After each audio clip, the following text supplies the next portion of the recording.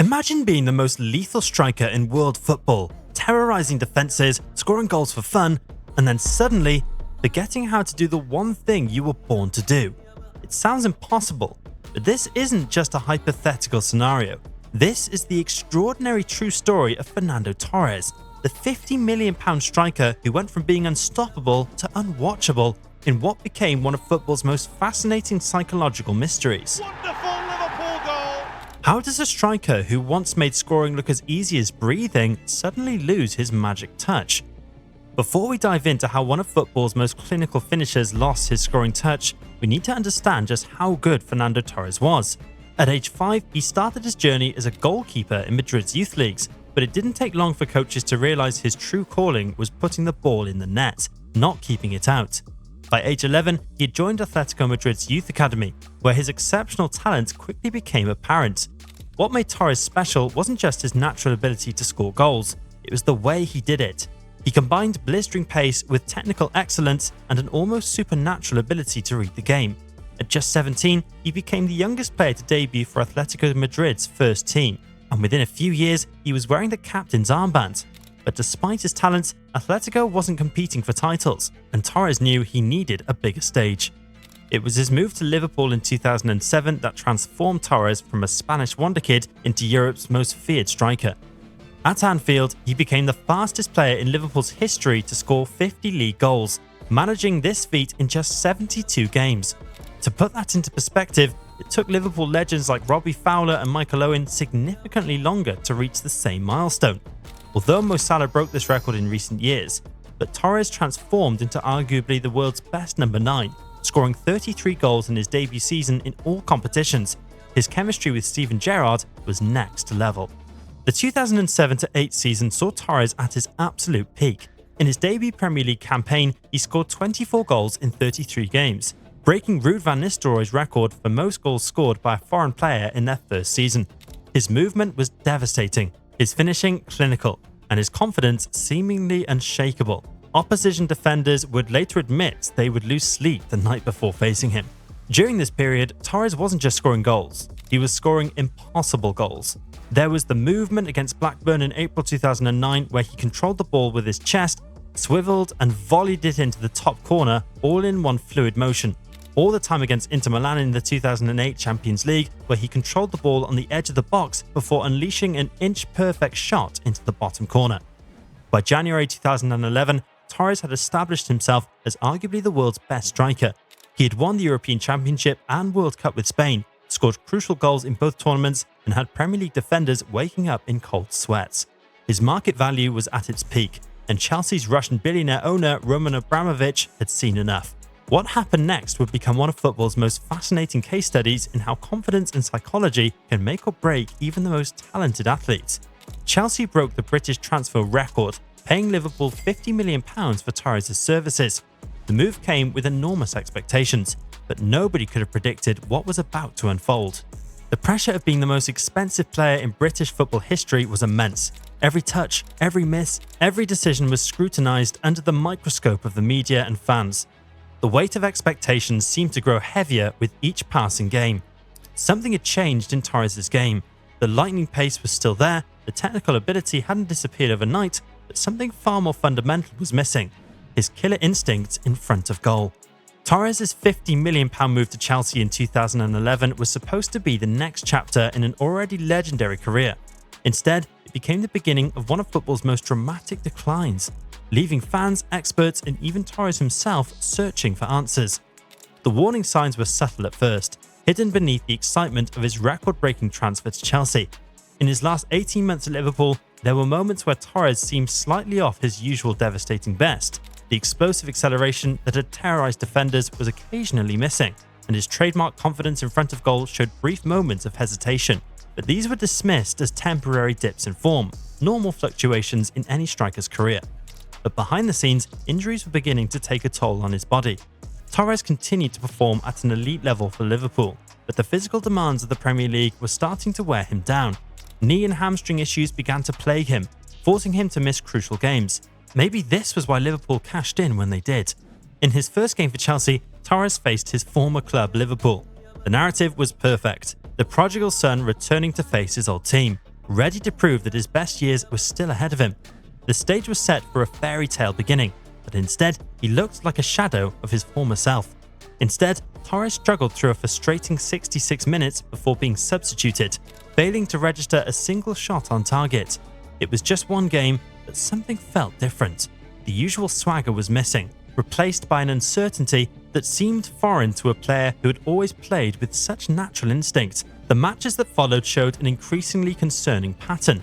Torres would get into good positions, just as he always had, but when the moment came to pull the trigger, he would either hesitate or snatch at chances he would have buried blindfolded during his Liverpool days. The most infamous moment came in a match against Manchester United at Old Trafford. Having finally broken his Chelsea duck with a goal against West Ham, Torres seemed to be finding his feet. In this game, he had already scored a brilliant goal, showing flashes of his old self. Then came the moment that would haunt him for the rest of his career. Having rounded the goalkeeper David De Gea, Torres had an empty net at his mercy. It was the kind of chance he had converted hundreds of times in training and matches. This time, something extraordinary happened. He missed. Not just missed, but sliced the ball wide in a way that defied physics and logic. That miss became a symbol of Torres' decline. It wasn't just a bad moment, it was a manifestation of how completely his confidence had deserted him. The man who once struck fear into the hearts of the world's best defenders now looked afraid of the ball. The statistics told their own brutal story. In his first 6 months at Chelsea, Torres scored just 1 goal in 18 appearances. For context, during the same period at Liverpool, he had scored 22 goals. It wasn't just that he was scoring less, he was playing differently. Analysis of his movement patterns showed he was making fewer runs into dangerous areas. When he did get into scoring positions, he was taking extra touches, giving defenders time to recover instead of shooting instinctively as he had done throughout his career. Chelsea's style of play didn't help either. At Liverpool, Torres thrived in a system built around him, with Gerrard providing pinpoint passes. But Chelsea's setup was different. He was now one of many stars, and the team didn't revolve around him. He had to adapt to a new role, playing with his back to goal more often and adjusting to fewer chances. Sports psychologists watching Torres noted how his body language had changed. The confident swagger was replaced by slumped shoulders.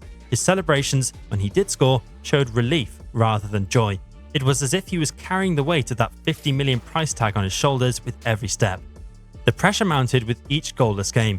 Chelsea fans, initially supportive, began to show their frustration. They weren't just expecting goals, they were expecting the Torres who had tormented their own team for years, but instead they got a player who was a shadow of his former self. The media was relentless, with every missed chance replayed and analysed endlessly. Former players and pundits offered their theories about what had gone wrong. Some blamed it on physical decline, pointing to his previous knee injuries. Others suggested the tactical system at Chelsea didn't suit his style, but those who knew Torres best saw something deeper, a psychological barrier that had formed between the striker and the goal. In training, Torres was still scoring freely. Teammates reported that he would finish chances clinically when the pressure was off, but as soon as he stepped onto the pitch for a competitive match, something changed in his mind. The goals didn't completely dry up. There were occasional moments of brilliance that reminded everyone of the old Torres. He scored crucial goals in Chelsea's Champions League campaign, including one in the famous semi-final victory at Barcelona. Yes, the one with the famous Gary Neville commentary. But these became rare exceptions rather than the rule. Chelsea's management tried everything to help Torres rediscover his form. They brought in sports psychologists, adjusted their tactical setup, and even signed players specifically to create chances for him. But the more they tried to fix the problem, the more it seemed to weigh on Torres' mind. Despite the pressure, Torres remained professional. He worked hard in training, never blamed anyone else, and continued to give his all.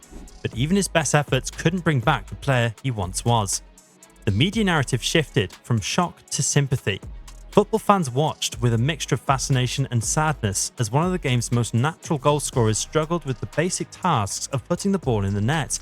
It was like watching a master pianist suddenly unable to play their signature piece. Fellow professionals spoke out about the psychological demands of the sport. Former strikers shared their own experiences with the loss of form and confidence. Torres' situation had opened up a broader conversation about mental health in football. Chelsea fans, to their credit, continued to sing Torres' name. They recognised his effort and work rate never dropped, even when his scoring touch deserted him. But the support, while appreciated, couldn't break through the psychological barrier that had formed. The game was great. It's a brilliant Mother's Day present, and Fernando Torres scored, yes, twice. The club began to adapt their expectations. Torres was no longer the main striker, but rather an option among many.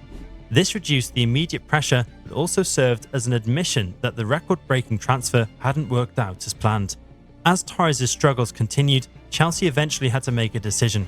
They brought in a new striker in Diego Costa and even re-signing club legend Didier Drogba in 2014.